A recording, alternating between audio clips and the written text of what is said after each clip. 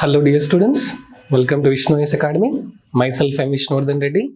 So in this video, I am going to briefly explain about how to choose optional for UPSC and why to choose Sociology Optional, what is importance of Sociology Optional, and brief discussion about Sociology syllabus. As all of you aware that in UPSC, after clearing the prelims, in mains, a candidate supposed to select one of the subjects as an optional. So optional consists of two papers, each 250 marks each, around 500 marks. So optional is a game changer which is going to decide your rank and which is going to help you even after clearing civil services also. So many aspirants get a dilemma how to choose optional for UPSC mains. So in this video, I would like to give certain brief description about how to choose an optional and what is the importance of sociology and how sociology is going to be helpful in UPSC preparation. So as you all know that UPSC optional allocated marks is around 500, but what criteria a candidate should consider while choosing an optional? So if you look at first, availability of resources for an optional. Second, score potential. Third, interest. Fourth, overlapping with the syllabus. Fifth, time that is taken for the preparation. So let's try to understand this one by one. First, how do I decide which option is suitable for me? Those students who completed GS course, so they can understand in which subject they are relatively inclined at. But those students who are about to join for coaching, don't be in a hurry to decide optional. Take some time and first list out which favorite subjects you like. So let's say optional 1, optional 2, optional 3. Out of that, try to read any topic from that optional for 5 to 10 minutes and try to make an answer script on the previous question that is asked. So try to understand your positives, negatives. What I meant to say is that do SWOT analysis of the subjects which you are opting for optional. Meaning your positives, your strengths, your answer writing skills, relatively your knowledge, your background, all this should be considered. Let's say once you listed out 2 or 3 optionals, out of them you are able to find out 1 or 2.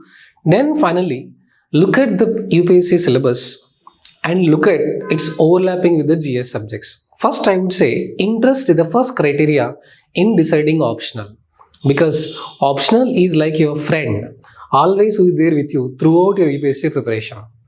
So once you have decided that you like a particular subject because of your interest, then you have to consider the time frame.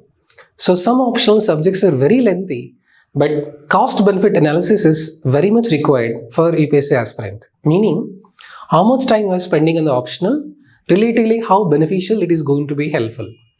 So choose an optional which has short syllabus and you can complete in less time, maybe less than 3 to 4 months. So first interest, then the syllabus, then time taken, then availability of the resources.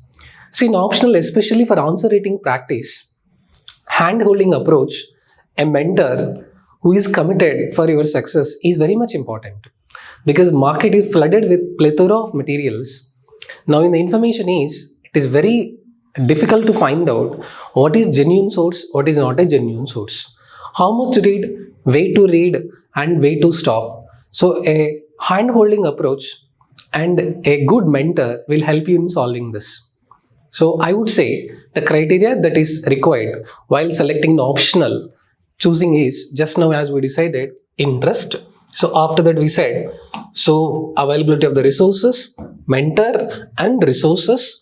Just now we said time taken for preparation of that optional. So along with that, I also said when you are selecting, try to look at the optional syllabus which is overlapping with the other parameters. When you say overlapping of the syllabus, there are some optionals which are overlapping with the syllabus of GS paper 1, GS paper 2, GS paper 3, GS paper 4, which will be helpful in essay also.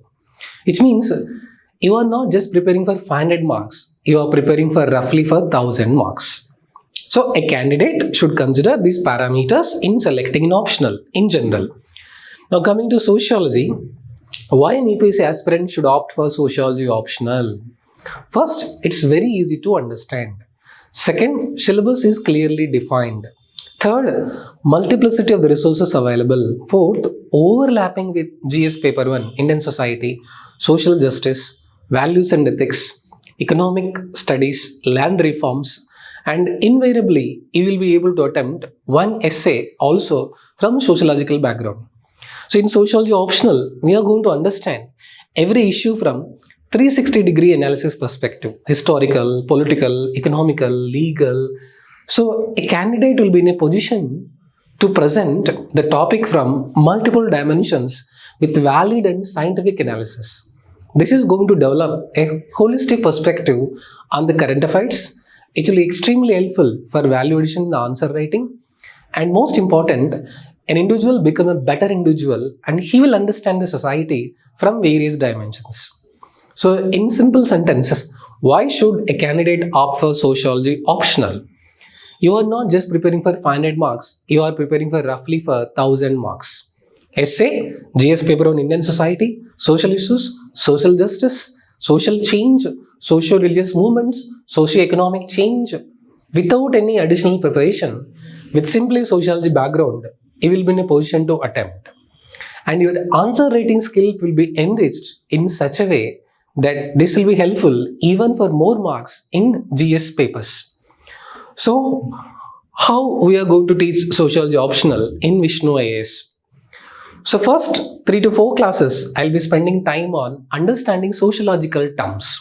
So various terms that we come across in Sociology Optional: Sanskritization, Westernization, Modernization, Secularization, religion, family, kinship, dissent, Dink culture, sociology as a discipline, sociology as science. So first 2 to 3 classes, I'll be explaining all the basic terms of sociology.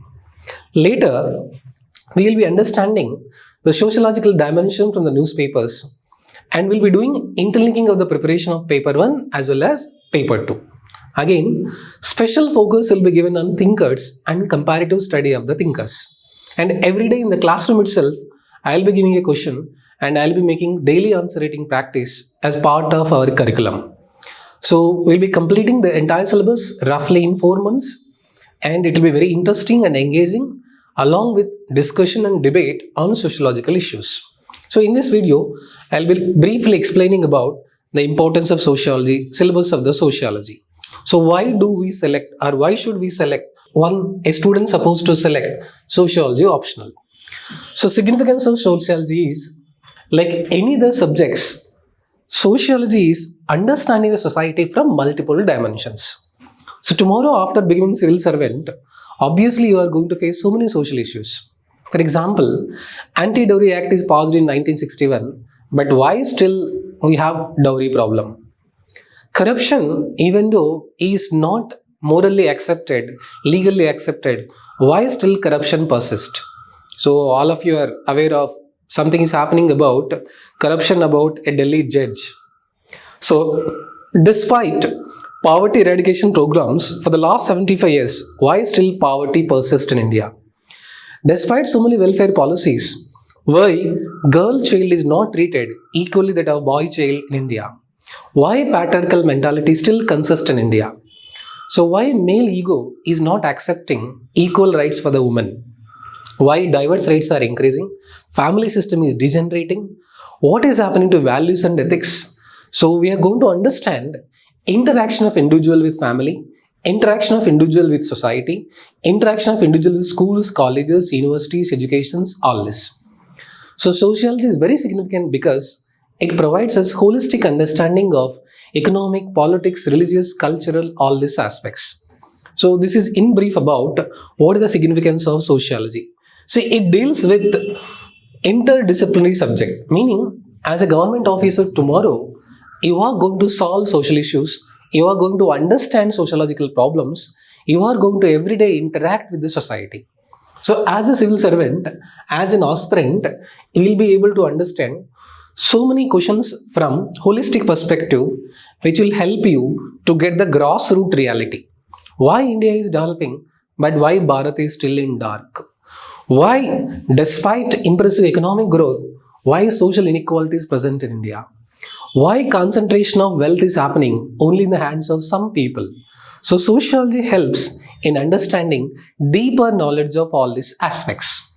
So besides, if you look at examples of sociology, if you look at how sociology is used in current affairs. So if you're following the newspaper, in the recent times, a girl got married to herself, which is called as sologamy. LGBT communities' rights are accepted. Also, plurality of the religious beliefs. Maha Kumbh Mela. So there are so many current affairs which are sociological dimensions. So we'll understand the sociological dimension, economic dimension, political dimension, historical dimension. For example, to understand, in the recent times, there is something called DINK culture, dual income and no kids culture. And there is something called one child, one die policy. And in the recent times, South Indian state CMs told to increase as much as population. What is the reason why South Indian states CMs are asking to increase the population? What is total fertility rate? So sociology helps in understanding these fundamental issues and it improves your current affairs understanding as well. So delimitation. Why South Indian states are opposing the delimitation? So what should be criteria for reservations? Is caste should be criteria, class should be criteria, religion should be criteria, region should be criteria, and which is constitutionally valid, which is not constitutionally valid. So all this 360-degree analysis will be provided in sociology subject. Besides, rural sociology. What is rural area? What is urban area? So most of the population now is migrating from rural area to urban area. So why there is a migration? What is step migration? Why, as expected, rural areas are not growing?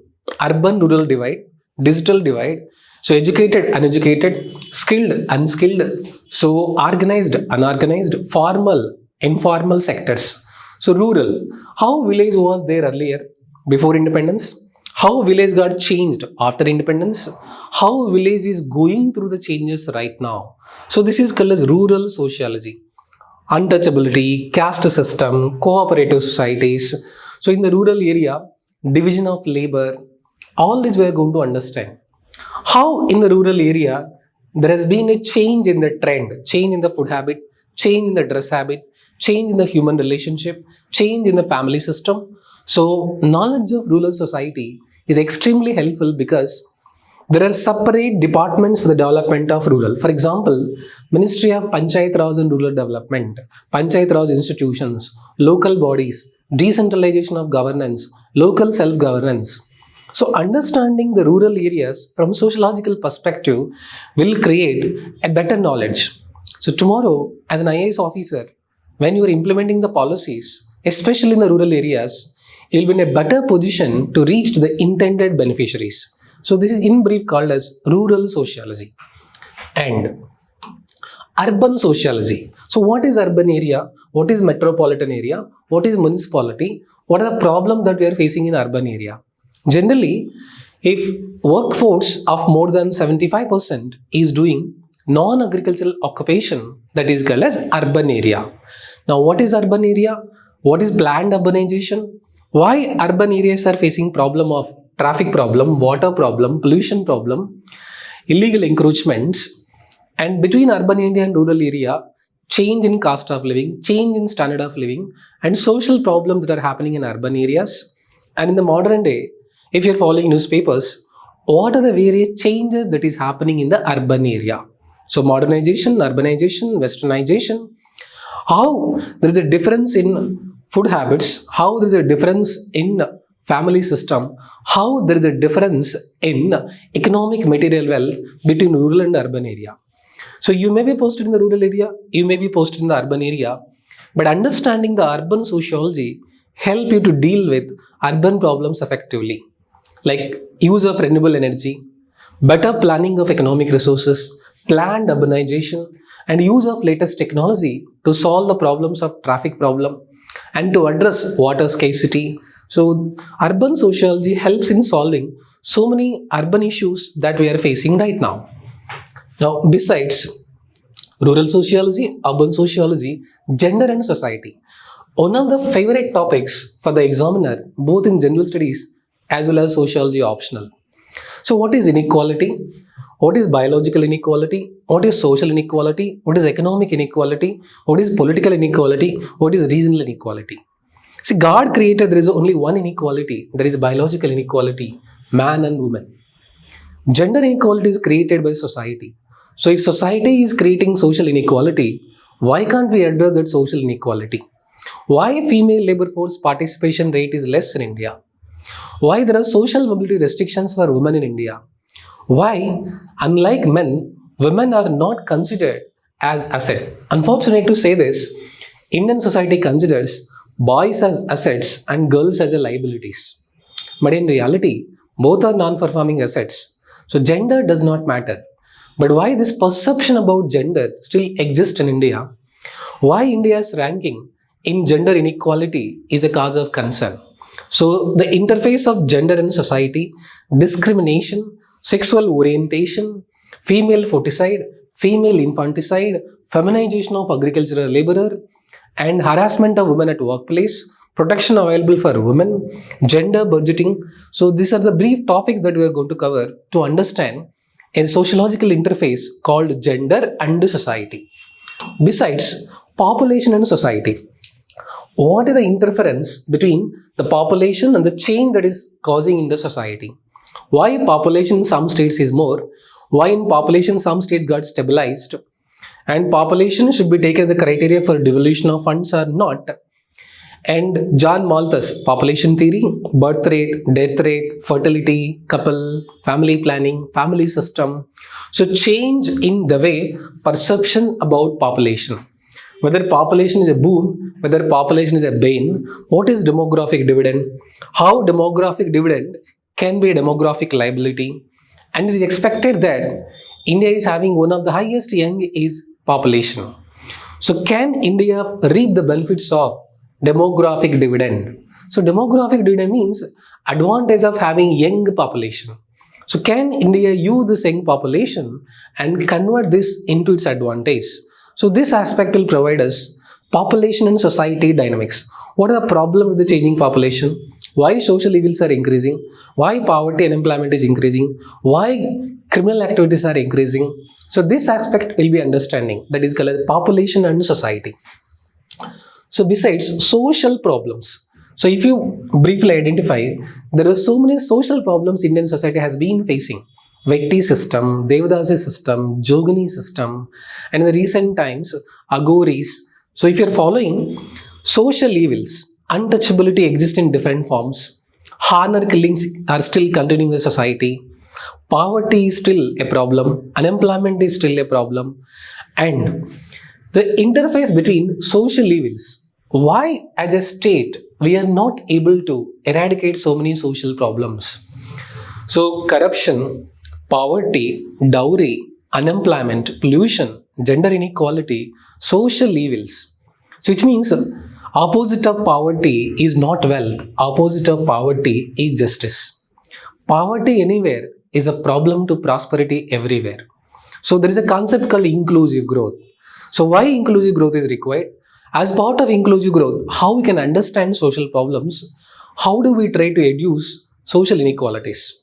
Sabka Saath, Sabka Vikas, Sabka Prayas, Sabka Vishwas. Is it really possible? What are the challenges that we are going to face in achieving this? So this is the brief idea about social problems which we are going to study in sociology. And sociology of politics. What is power and what is theory of the power? What is bureaucracy? Change in the power and politics. So reality is constructed, power disciplines knowledge. Unfortunate to say this, that is Indian democracy really representative democracy? Is political parties are willing to do what really public wants? How the power is concentrated in the hands of only some people? We are going to cover different theories of the power with practical examples. And what is the purpose of the politics? Is it merely vote bank politics or the welfare of the public? Do you really think that the politicians and the political parties are really seriously interested to develop vulnerable sections, weaker sections, marginal sections? So Supreme Court observed in the recent times that political parties are using freebies to attract the votes.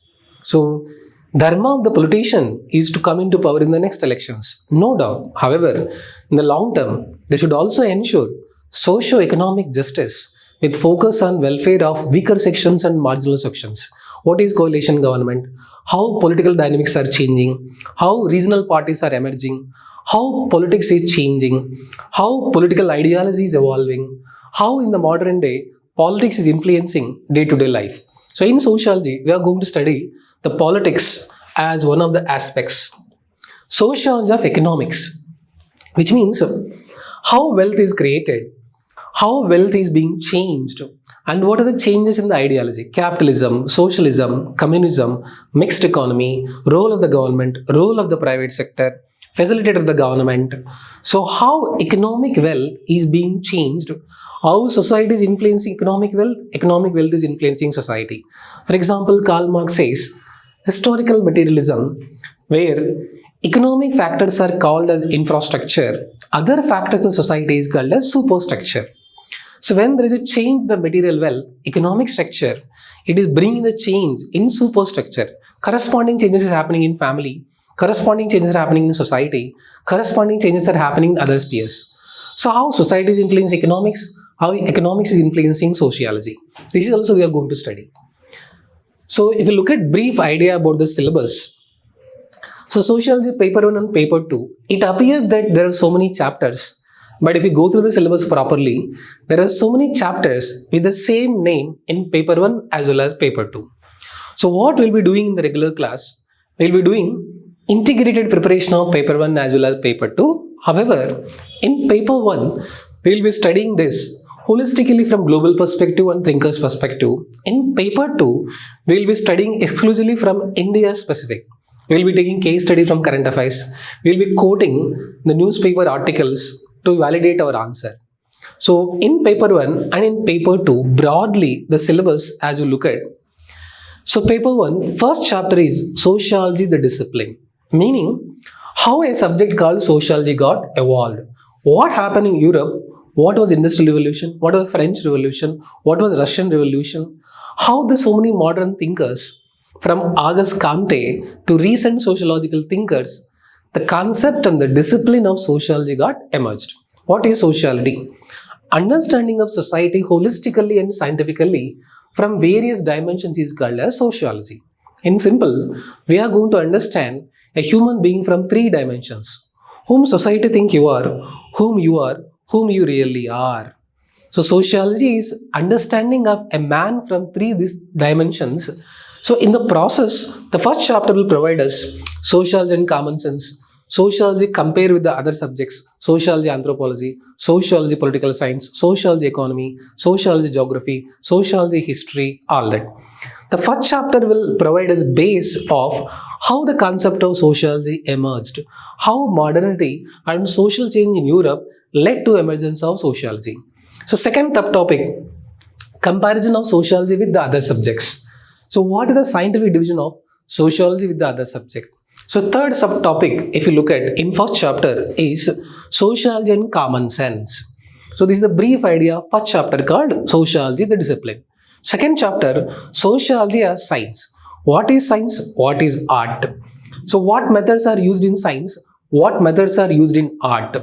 In sociology, only art methods are used or science methods are used. Some of the scientific methods also are used in sociology. So should we consider sociology as science? Should we consider sociology as art? Because there are so many research methods which are used in science are also used in sociological understanding to understand a sociological phenomenon. So in simple, second chapter will provide us that whether sociology is a science or art or combination of both of them. The third chapter in paper 1, research methods and analysis, meaning how in scientific evaluation, scientists use different methods in the same way to understand suicide, to understand feminization, to understand social evil, to understand sociological problems. We are going to use certain methods, quantitative and qualitative methods, techniques of data collection, variable sampling, meaning should we give loan waiver to or not? Should we legalize minimum support price or not? Should we provide reservation for women or not? To understand a sociological phenomenon, to solve a sociological problem, we will try to understand that sociological problem with scientific analysis. Should we follow top to bottom approach? Should we follow bottom to top approach? Should we go for decentralized planning? Should we go for integrated planning? Should we go for a bottom to top approach, or should we go for participatory decision making? So scientific methods also are used as part of understanding sociological problems. So the third chapter is going to provide us brief understanding.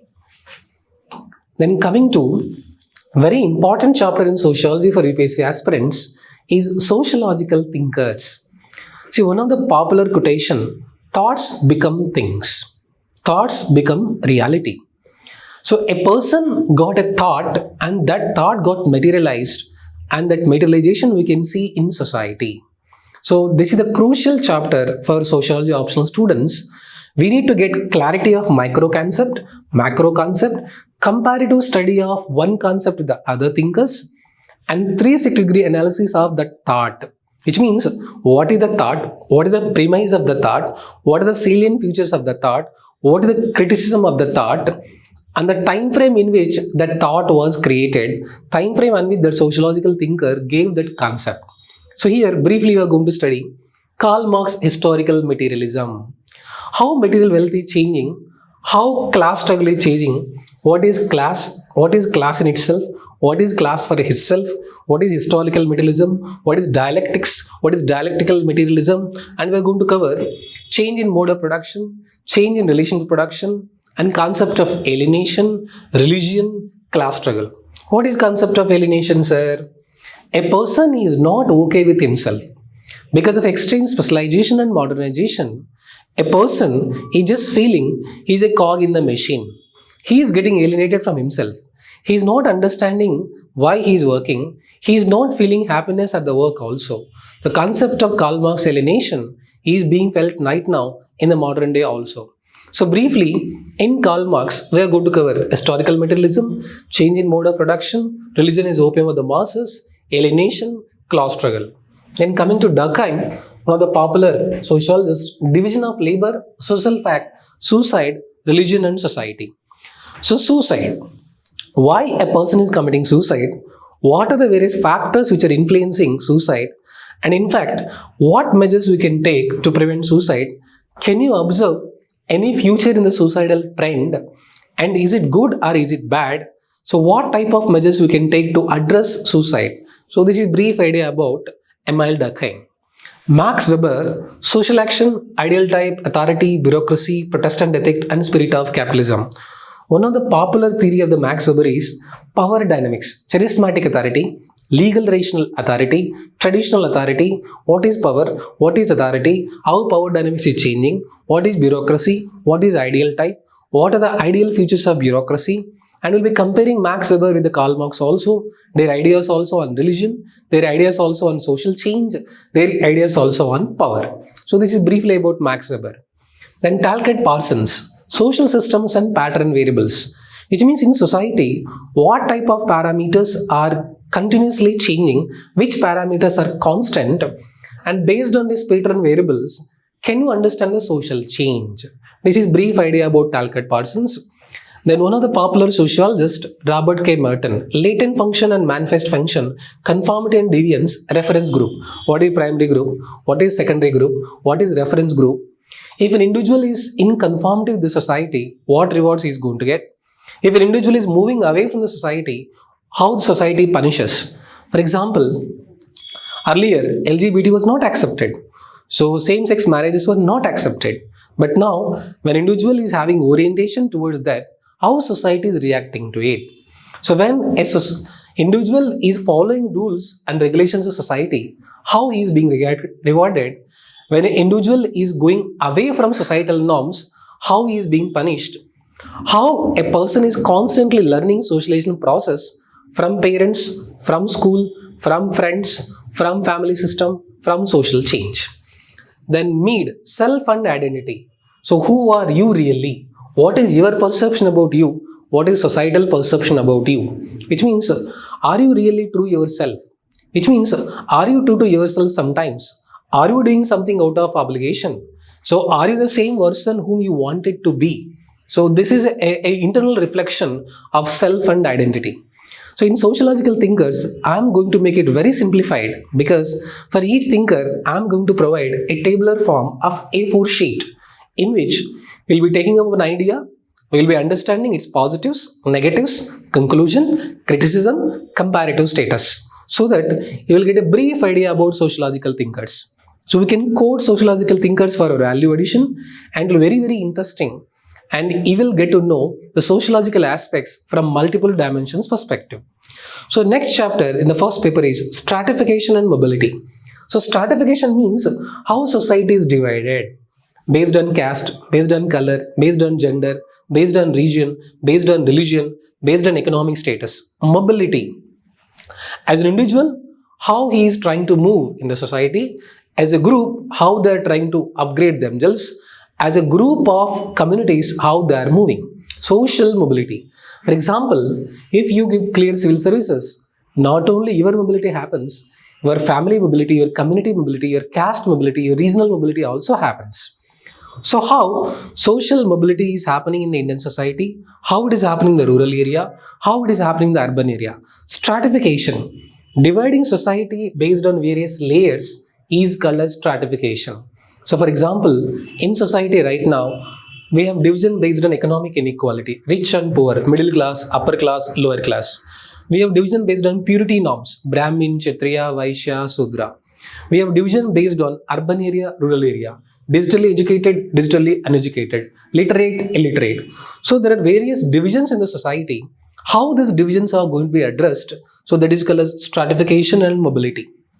Then work and economic life. Very, very important concept because the current affairs. You keep hearing a word called moonlight employment, gig economy, which means why work-life balance is missing, why the modern youth are committing suicide, even though their jobs are materially prosperous, why there is no balance between work-life. Which means what are the changing working conditions, work from home culture, how it is impacting society, AI, artificial intelligence, robotics, Internet of Things, Industrial Revolution 1.0, Industrial Revolution 2.0, Industrial Revolution 3.0, Industrial Revolution 4.0, how the nature of the work is changing, how the work and economic life is changing. So in this chapter, we are going to cover formal nature of the work, informal nature of the work, how society got evolved earlier from slave society, feudalistic society to modern society, capitalistic society. So how the relationship between change in the mode of the production, change in the force of the production is bringing the change in the society. How you are identified with your work in the society. So how labor and society changing, what are the various labor laws, social code, recent changes observed in periodic labor force survey. So change in the phenomenon of labor across the world. So this is a brief idea about chapter called work and economic life. Then politics and society, power elite, bureaucracy, pressure group, civil society, NGOs, regional parties, local parties, coalition politics, how across the world politics is changing. So again, nation, state, citizenship, democracy, civil society, ideology, so protest, agitation, social group. So Indian democracy is evolving according to changing times. What is reform? What is revolution? What is renaissance? How politics is used as an instrument of change. For example, if those who are in the power wants to bring social change, how can they bring the social change? For example, to understand, to solve agrarian crisis in the rural area, MGNREGA scheme was brought in. Mahatma Gandhi National Rural Employment Guarantee Act. So many social welfare schemes are announced. Beti Bachao, Beti Padhao, Selfie with the daughter. And different state governments have announced different welfare policies for weaker sections, marginal sections to address social change. So how power is changing? So how interaction of politics is going on with that respect of state? Is Indian parliamentary representative democracy is implementing DPSPs, Director Principle of State Policies? Are politics used to ensure socio-economic justice? Or just a politics is a game of the power? Or is really political democratic decentralization is happening in the Indian society? Are really politics a powerful weapon to change the society? So these dynamics we are going to cover in this chapter called Politics and Society. Then religion and society. What is religion? How religion got evolved? Why religion is needed? So if you observe, every religion says same thing: be good, do good, see good. That's the way of God. Every religion says good code of conduct. But in the name of the religion, why there is communalism? Why there is conflict? Why there is religious fundamentalism? Why there is terrorism? What is secularization? What is secularism? Uniform civil code. Do you really think that Indian society is secular? Are you secular in your belief? Are you secular in your preparation? Are you secular in administration? So these dimensions we are going to cover in religion and society. Religion does not need science. Science does not need religion. But man needs both of them. Religion is opium of the masses. But to be frank, there is only one religion, religion of humanity. So religion and society is going to help us in understanding why do we still follow so many superstitious beliefs? Why scientific temper is not yet developed? See, we go to temple, we leave our slippers outside, but we don't know the reason why we are doing it.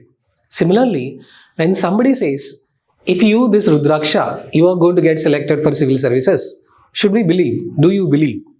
How religion is used, how religion is misused. Even religion is used for polarization for vote bank politics. So this is going to help us in understanding religion and society from all these dimensions. Then system of kinship. What is family? What is descent? What is neo-local family? What is patrilineal, matrilineal, and various types of family systems? And why this kinship system got developed? So we are going to understand various methods and various mechanisms in which group interest is protected through the form of kinship. Family, household, marriage, forms of family, lineage, descent, patriarchy, and contemporary trend that is happening in the family system. For example, in India, nuclear neo-local family trend is going on. As a result, immediately after the marriage, the couple is staying away from both from the house of the girl, both from the house of the boy. In the process, nuclear neo-local families are happening. Nuclear neo-local families means joint families are getting disintegrated.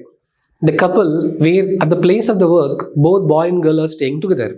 As a result, land is also getting divided and land holding size is getting decreased. So nuclear neo-local family. And the definition of family itself is undergoing through various changes. So what is a family?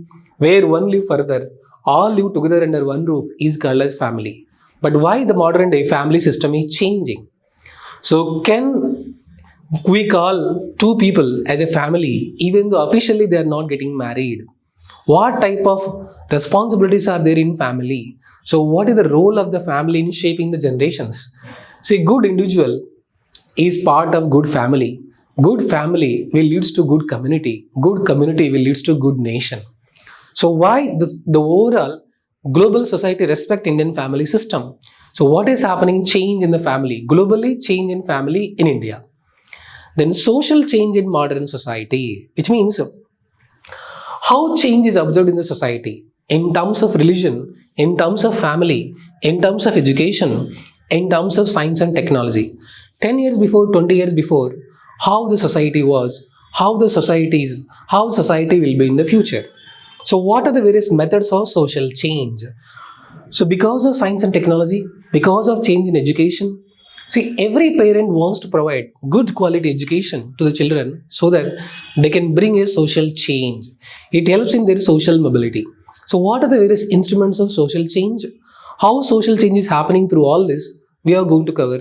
So this is in brief about major chapters in paper 1. Now coming to paper 2, so while studying the paper 2, our focus will be mostly related to Indian society. We will be understanding the sociological dimensions briefly from Indian society.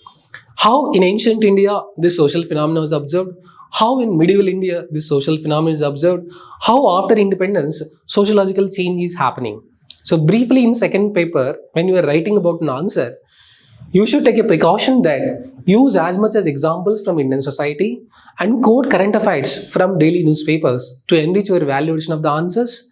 And we can take sociological thinkers' concepts also to enrich our value answers by interlinking paper 1 and paper 2 and by providing answers more live from recent current affairs examples. For example, In paper 2, a question comes, discuss the impact of globalization on Indian society. So you can briefly talk about what is globalization, what is liberalization, what is privatization, how change is happening in the Indian society. So in paper 1, introducing Indian society, perspectives on study of Indian society, Indology, which means study of various resources from Indian perspective, Indology. So in fact, there are so many departments in universities in Indology. So why Western philosophers are showing interest in understanding Indian society? What is Indology? What are the various research related to Indology? G.S. Gurye, structural functionalism, M.N. Srinivas. Is caste system good? Are so many social stratification that we are following? Is it followed in India? Is it positive? Is it negative? And Marxist sociology. So M.N. Srinivas, here only we are going to cover dominant caste. So the concept of dominant caste is changing Sanskritization, Westernization. What is Sanskritization? What is Westernization? So when foreign travelers came to India, after medieval period, when British colonialism continued, still why colonial legacy continues in India? All this we are going to study.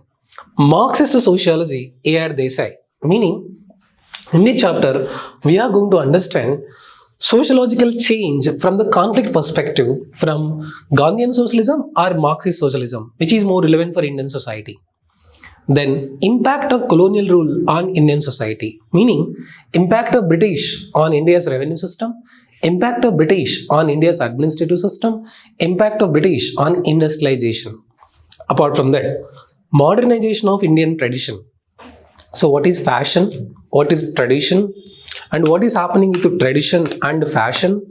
If there is conflict between tradition versus modern, how the issue is resolved? So this is what we are going to study, modernization of Indian tradition. Protest movements during colonial period, social reforms. Then social structure, how rural system was there, how urban system was there, how classes was there, how village was there, how city was there, and what are the changes that is happening in rural area in terms of all this.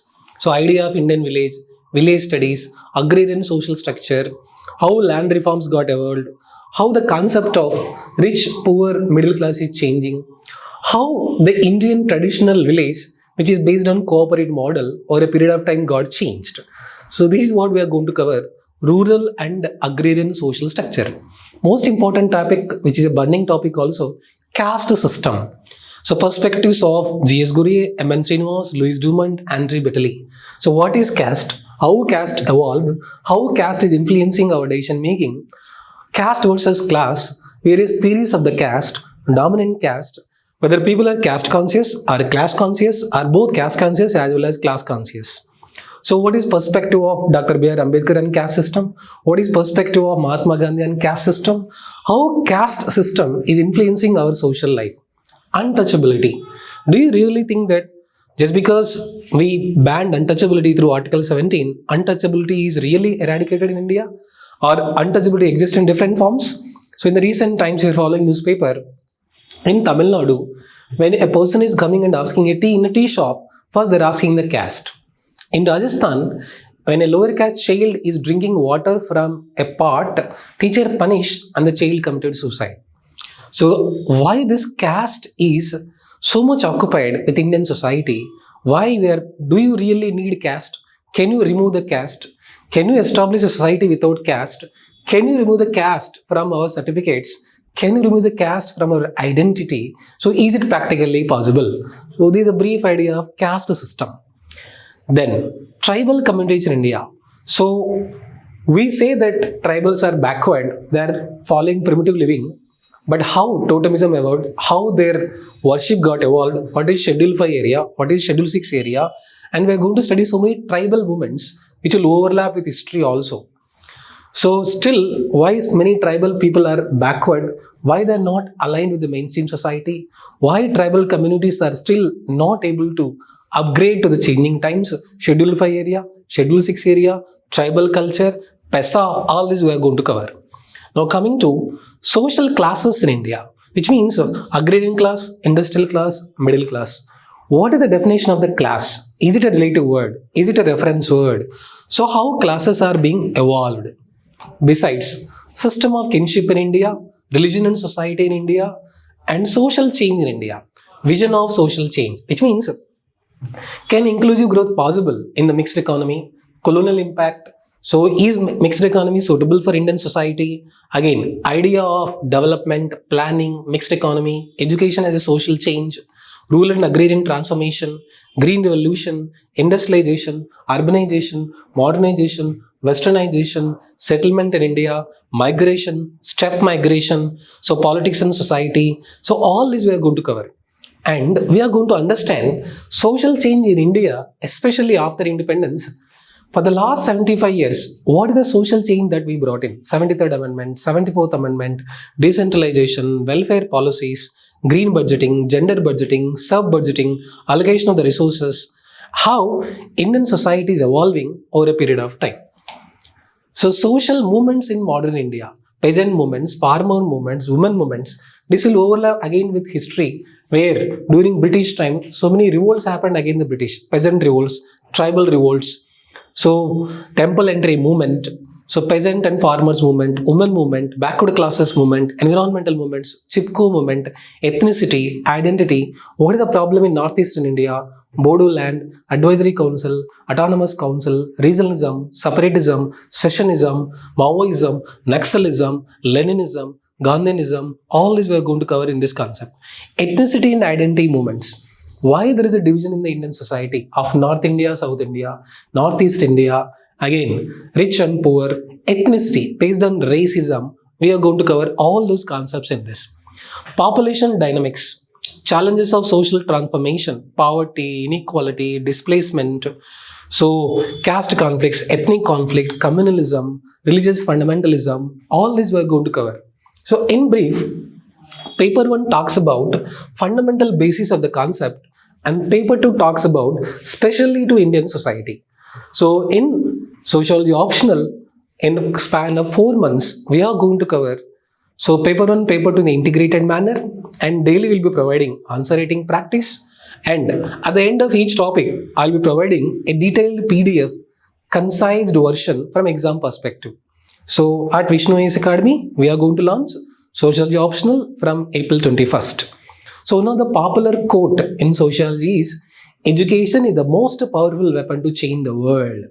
So join in Sociology Optional. First you educate yourself, then educate the society and enrich the society.